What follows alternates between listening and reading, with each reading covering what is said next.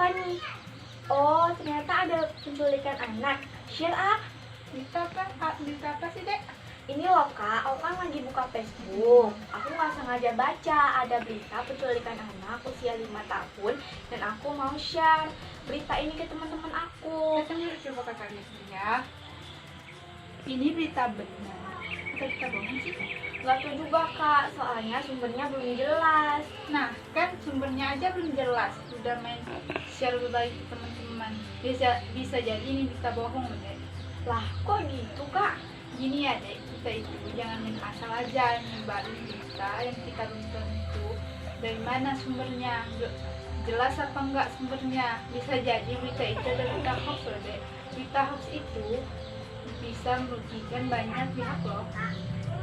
Jadi begitu ya kak, sebelum kita share berita ke orang lain, sebaiknya kita cek dulu agar kita tidak ikut-ikutan menyebar hoax. Iya, Dek, sekarang ini berita hoax sudah merajalela di media sosial. Jadi kita sebagai generasi muda harus cermat-cermat menggunakan media sosial agar kita tidak ikut-ikutan menyebar hoax, dan kita harus menyetop penyebaran hoax di media sosial. Baik kak. Zaman sekarang banyak orang yang tak bertanggung jawab dalam penyebaran hoax di media sosial, sehingga bisa menyebabkan banyak pihak yang merugi oleh berita hoax tersebut. Keberadaan internet sebagai media online membuat suatu informasi yang belum terverifikasi kebenarannya bisa tersebar begitu cepat. Hanya dalam hitungan detik, suatu peristiwa bisa tersebar dan diakses oleh seluruh pengguna media sosial.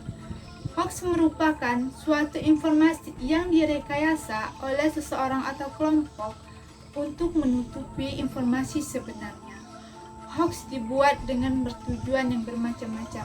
Ada hanya yang sekedar bermain-main, bahkan hingga ada yang bertujuan untuk penipuan dan propaganda. Ciri-ciri berita hoax: pertama, sumbernya yang tidak jelas dan tidak bisa diminta pertanggungjawaban atau diverifikasi. Yang kedua, judul berita tersebut terlalu provokatif. Yang ketiga, berita tersebut minta disebarluaskan. Yang keempat, berita tersebut menyasar kalangan tertentu saja.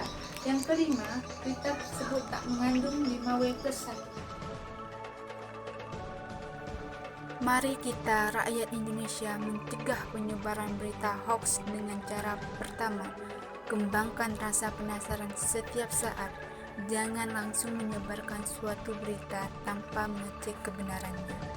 Kedua, berhati-hatilah dengan judul yang provokatif.